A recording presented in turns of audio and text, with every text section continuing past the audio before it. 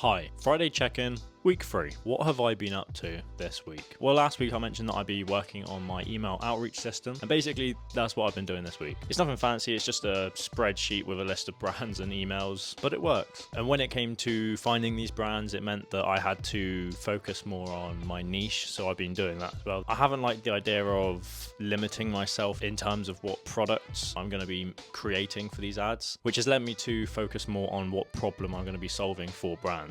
Basically, I've decided I'm going to focus on helping modern lifestyle brands bring character and clarity to their products, mainly through social media. I go through a lot of brand accounts on Instagram, and I'm constantly thinking about how I can add value to their page. I think a lot of the time it's hard for brands to stand out in unique ways, and having the option for 3D visuals can really fill that gap and separate brands from others that aren't using 3D visuals, if that makes sense. In other news, I'm nearly at 100 subscribers on YouTube. Of course, that isn't going to terrify Mr. Beast too much, but 100 subscribers is basically my first milestone. The big thing for me with that is at the start of the year, I made a video on YouTube and I mentioned how my Instagram page had about 40 followers, I think, at the time. And I also mentioned that my YouTube and TikTok had about 20, I believe. But more recently, my YouTube channel has been overtaking my TikTok and Instagram. And yeah, it's nearly, well, I think it's at 90, but hopefully by the end of next week,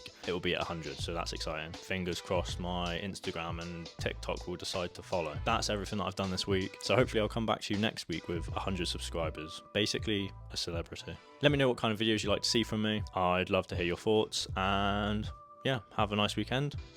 Adios.